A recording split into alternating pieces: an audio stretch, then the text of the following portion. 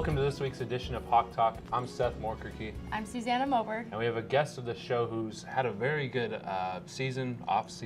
So go ahead and introduce yourself, where you're from, and what you do here. I'm JC Wilson. I'm a junior at Dickinson State University, and I run track and field and cross country.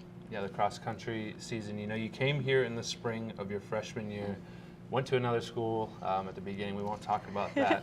But you're close to home. And did that have an effect on coming to DSU? It did. In the beginning, I chose a school to stay closer to home. It just wasn't the best fit for me. And then I actually talked to Coach Schroyer and made my way over to Dickinson. I thought it was going to be tough. I'm more of a homebody, so I like to be home. So when I talked to Coach Schroyer and I got a gig here, I came over and I just fell in love with it. It was my home away from home, and I know a lot of other Hawks can agree with that. Yep. So I think it was a lot easier for me to transition here than it was at my previous school. Yeah.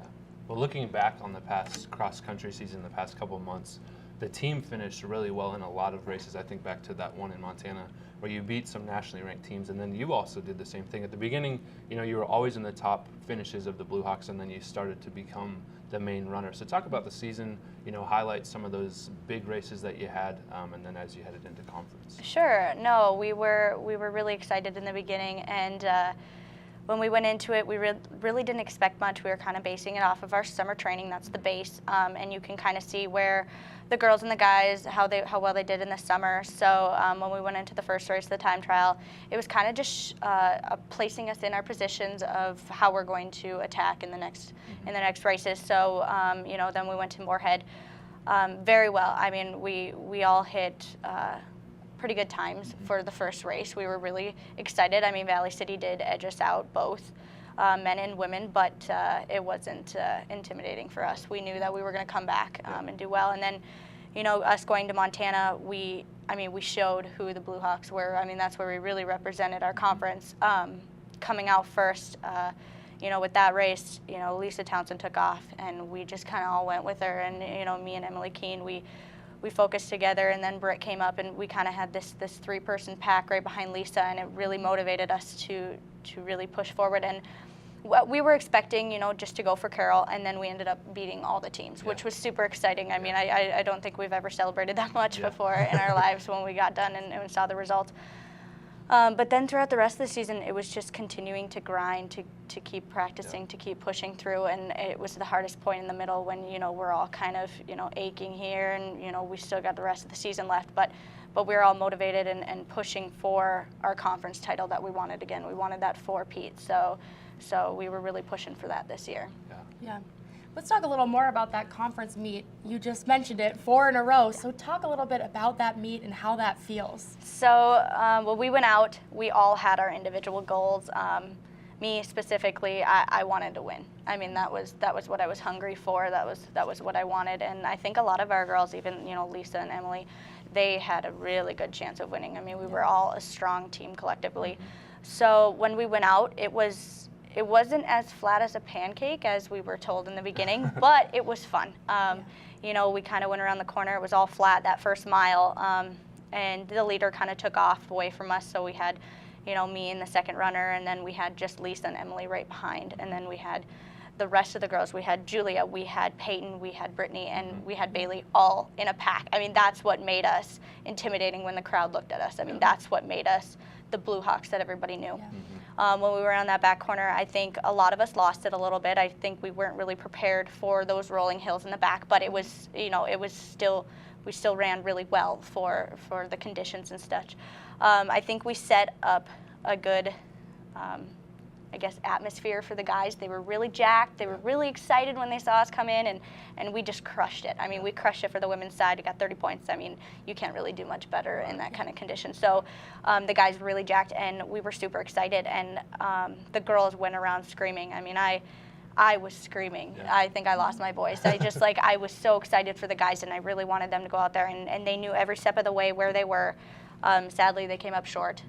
It was sad. I mean, it was really heartbreaking, and, you know, it kind of just took away from the girls, and we were just kind of focused on the guys because we're a team. We win together, we lose together. Right. So, you know, we were putting a lot of focus on the guys because we knew that they went out there and they ran everything on that course. They did whatever they could for each other and for that team, and that's all we can really ask for in that situation. Yeah. Definitely. Let's look now at your national meet. You've been there before. You've had experience there before. How did that help you going into the experience? I always told the freshman Emily Keene that, you know, it's going to be fun. Yeah. Nationals is always so fun. It doesn't matter what sport you go to. It is a blast. I mean, we always have a whole bunch of fun. It was a lot different without the guys. You know, we only had Rodney and Tristan, which was really sad, but we still made every moment count with them. So when we went out there, you know, we ran for each other. I mean, we ran for the team. The Tristan and Rodney, the boys, they really focused on placing and time and stuff. But for us girls, we went out there and we worked together as a team. And something that was different this year that really helped me was Emily was right with me. She was right with me for almost the whole race. I mean, we finished 5 seconds apart. I mean, we were together for most of the race, and we were giving encouraging words. Keep going, keep pushing, go past this girl. Let's get this girl. And it was a lot different than last year. Yeah, it was super exciting. And I told her at the end, I said, you know, we couldn't do much better. We put everything out on the line again, and it was exciting to cross the finish line and completely fall over and die, because then I knew I gave everything to the team. But you know, I got 1 second short of wanting to hit under 19. But you know, as a team, we went out there and we ran what we could in that day, and it was a fun course. It was probably the best course I've ever ran on, which was super exciting, and I think the girls all enjoyed it, and it was a good experience. We wanted to get top 25, but you know, we will take top 30. We will definitely take that. Yeah, you know, looking at those stats, the team finished top 30, and that's the best time that you've ever had, the best place you've ever had.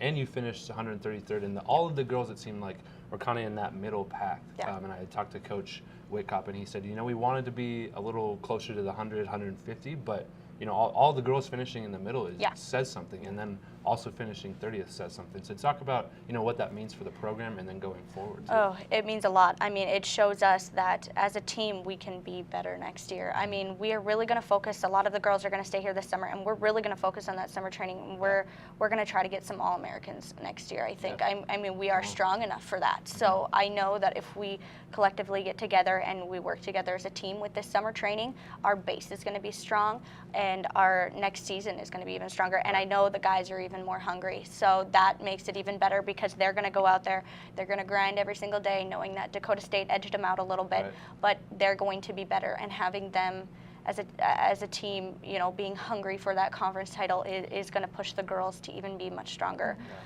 You know, we are looking at a couple girls coming here that are under 19, and that will just help us, you know, get those All-American spots. I mean, even every second counts. Every second at nationals always has about 2 to 3 girls in it. So if you keep grinding at that national meet, you're gonna build the places, you know. Awesome. So let's talk a little bit about the weather. Yeah. You know, in the past few weeks, it started to get a little colder. We've got some snow. We've got some ice out on those roads. And how does that affect you guys as you practice? And how do you battle through those weather that happens? It's really tough. It's mostly indoor training, and it really sucks. It's not fun. But you know, our guys took 2 weeks off, so they're going to start up really soon. And for some of us, we have Ernie, Julia Falcone, Brittany Grove, Lisa Townsend, and myself. We are half marathon training. So with that becomes long mileage. We have a time trial over Thanksgiving break, so that's going to be fun. But we got to find outdoor stuff for that. And you know, getting on, like Lisa talks about her foot clamps. You know, she takes her shoe clamps and she runs around with those on, and it's not the most comfortable thing, but when it comes down to it, you know, the ice is going to stop us, so we got to put those on, and we got to grind through that.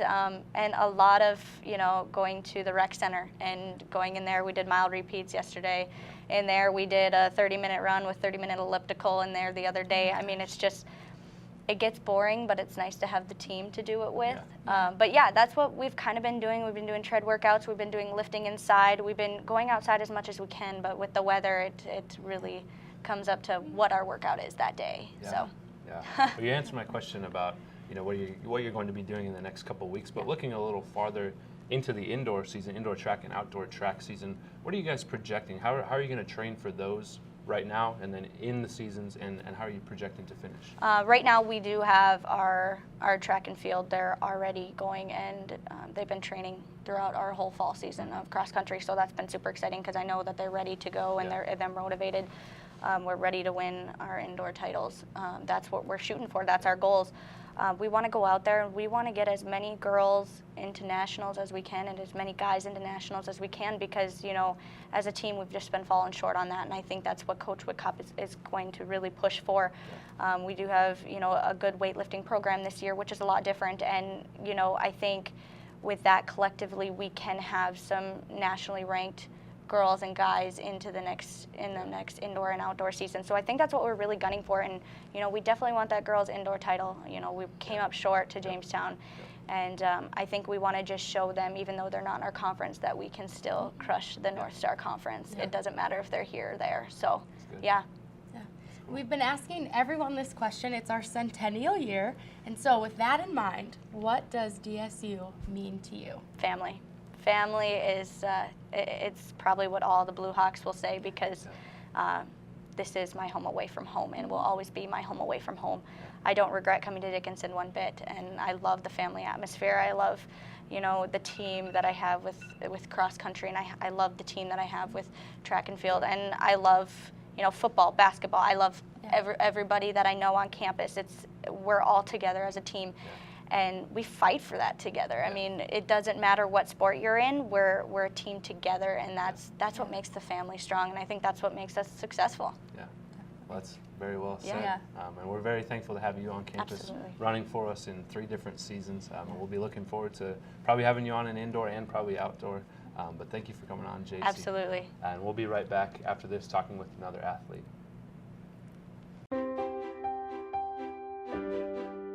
Life is full of many successes, achievements, stages.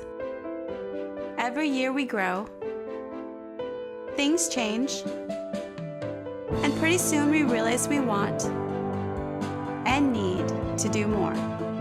When you're ready for that next step, Dickinson State University will get you there. Find out how at dsublue.com. Well, welcome back to Hawk Talk. We have a senior athlete here. Go ahead and introduce yourself, where you're from, and what you do here on campus. Hi, my name is Randy Ivey. I'm from Salinas, California. I play receiver at Dickinson State University, and I'm a senior right now. Yeah, you know, you mentioned you're from California. You went to junior college in California, and then you came out to North Dakota. So talk about the transition both from California to North Dakota and the transition from high school to JUCO to this NAI ball. Well, from California to North Dakota, just totally different.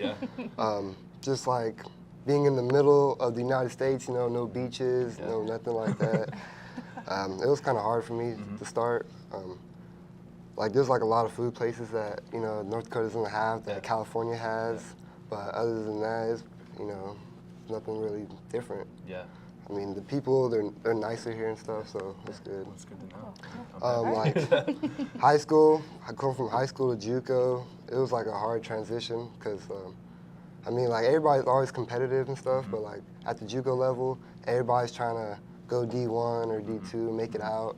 Everybody's like kind of struggling, so it's like, it's really like competition every day. It's a struggle every day. So, I mean, it makes you stronger. Yeah, last year, you quickly became one of Hayden's favorite targets. You and Seth and Tiger all became one of his favorite targets. This year, you are one of like the main target. So talk about that bond between you and Hayden, whether that's something you guys developed in the off season or if it's just a natural thing that's sprung up.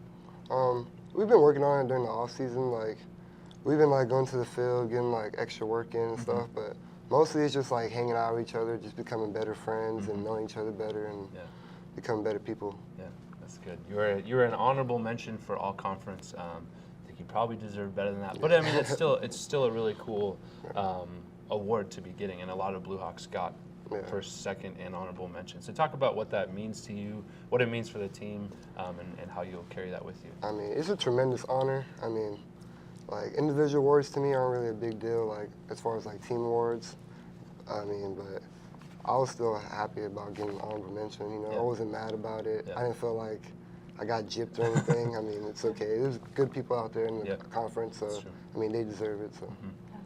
You've battled a few injuries this season. What has that been like to be out for those and to come back? I mean, it's been tough. Like, I've never really been hurt like that. Yeah. I've been dealing with like an ankle injury, a knee injury, hamstring, AC, my shoulder, AC separation. I mean, it's been tough. Yeah. But I mean, just physically, just like getting treatment, just trying to make sure my body's healthy for every game has been a big key for me. Yeah. Let's talk a little bit about last weekend. You guys were at Northwestern. Let's talk a little bit about that game, the environment, the weather there. Just talk about the game a little bit. Start off the weather. Ooh, it was cold. It was so cold. Yeah. Probably the coldest game I've ever been in. I mean, if they had those heaters on the sideline, I don't know what would happen. Yeah. But the atmosphere, it was great. Like, our fans coming out, showing great support. I mean, that meant the most to us. Like, that helped us a lot. Like, that gave us home field advantage. Yeah. And like, I mean, playoff time, the intensity rises. I mean, it just gets me going. Yeah. Yeah. Randy scored on the first play of the game, but it actually got taken back. We had a penalty, but I mean, it just showed that we were ready to play. Yeah, we were. And transitioning from that into this question, this is the most confident Blue Hawk team I've ever seen, in my 5 years here. So talk about where that comes from and how that's carried the team all throughout the year. I think it starts with the off-season workouts. How we came in during the spring and we were serious about what we were trying to do, and we came ready to go every day. And then just carrying on from like the leaders, like just being vocal, making sure we're doing the right things, and like Coach Stan helping us out, keeping us in the right direction, all the coaches, that played a big role in us being successful. Yeah. And then obviously like just having some confidence, having a little swagger helped us out. That's right.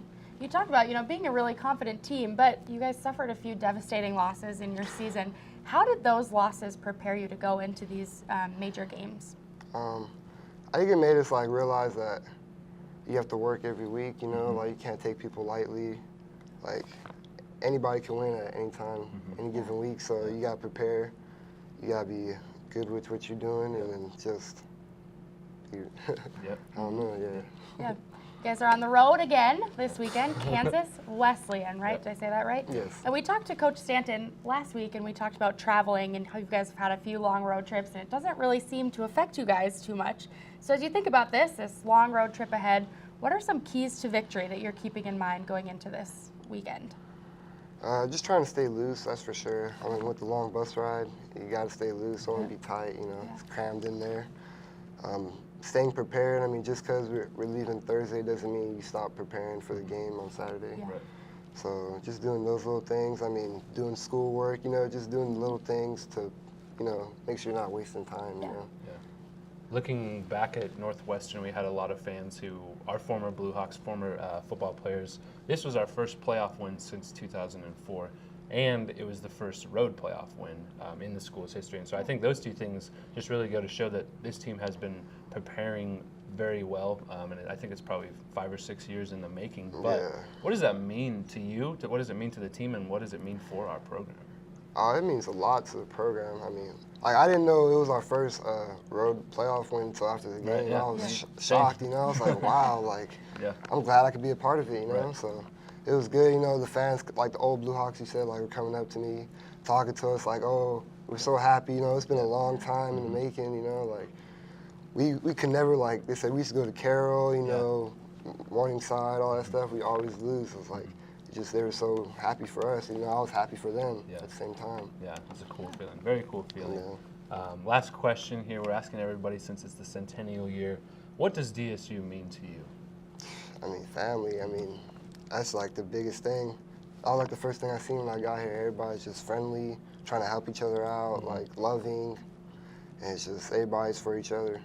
Like all the teams support each other, all the fans, parents. It's just something special. Yeah, something special. Very well said. Well, Randy, I thank you for coming on. We're looking forward to this weekend and the results of that. And we'll be right back after this, recapping the seasons of some sports and then looking ahead.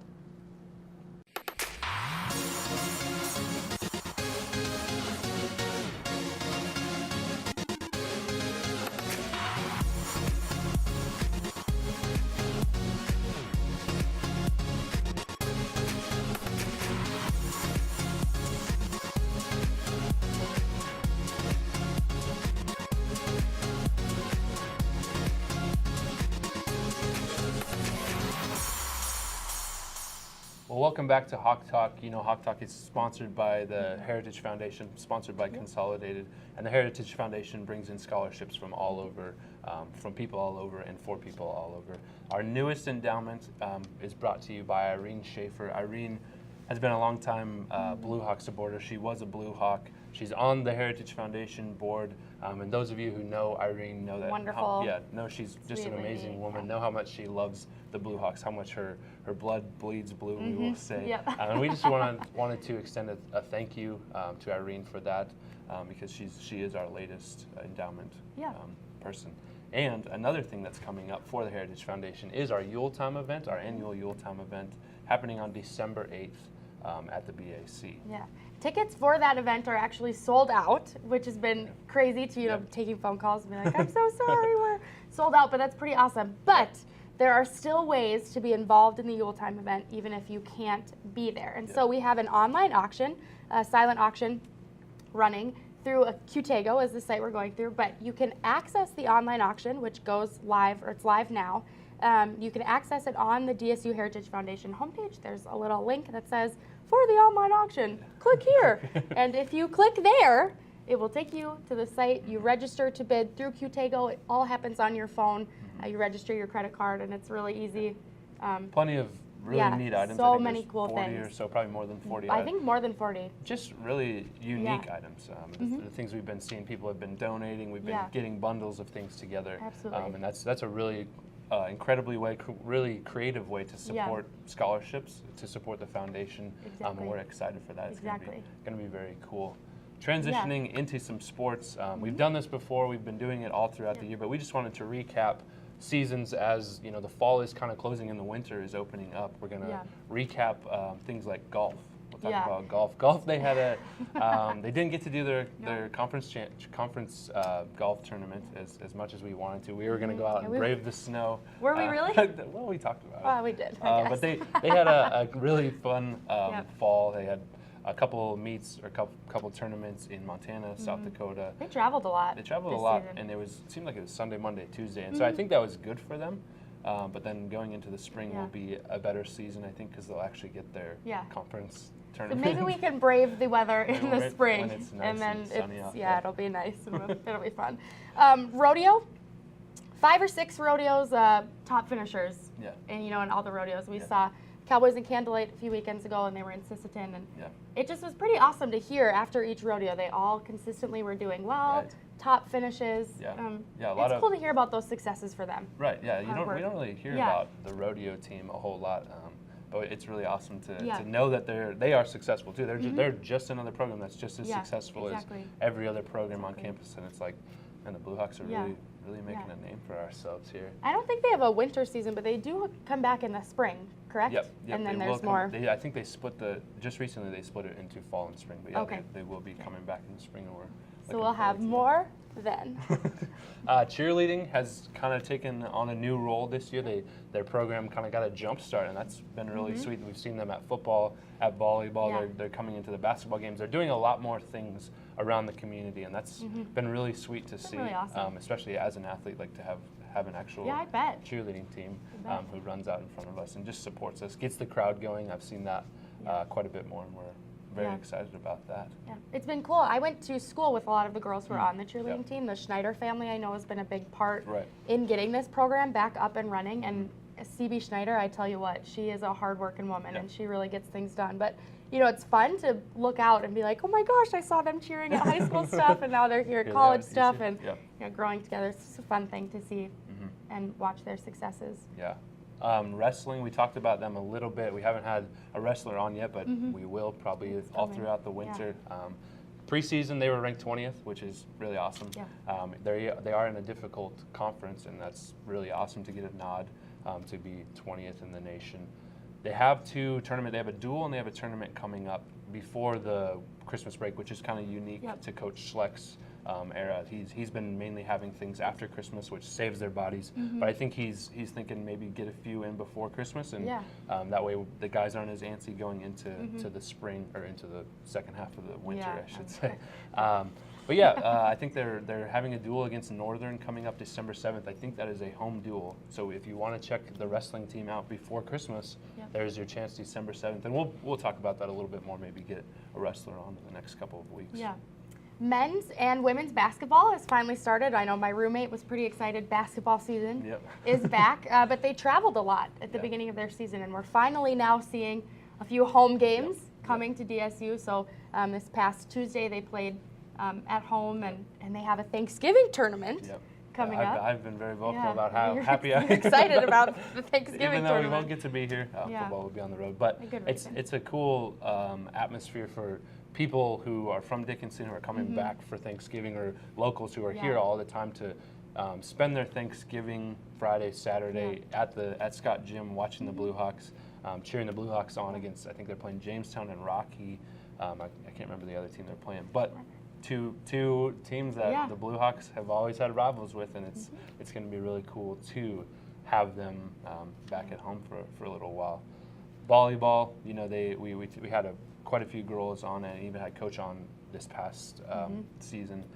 Finished 6th in the conference, which was a really good showing. They went to the conference tournament, lost their first game, but what I think we took away from the season was, you know, the seniors were very well. They led that team, but those younger girls, they really stepped in. I think of Jenna and Cassie, we've had both of them on. They really stepped up, and I'm excited for this off season to see what they do in this off season, and then next fall. It's going to be really fun. Definitely. Cross country, we had JC on the show earlier to talk about the women got their 4th conference title, and they all placed so well at nationals. I think best finish at nationals. It's pretty amazing to look back at their season and just see that constant success, both men and women.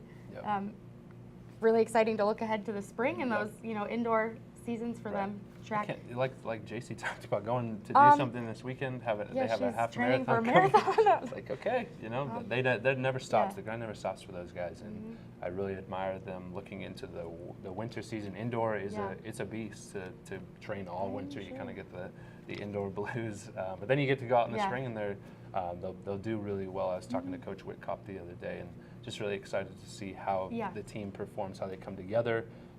From cross country to the individual events coming up. And then obviously we have football coming up. Randy was on the show.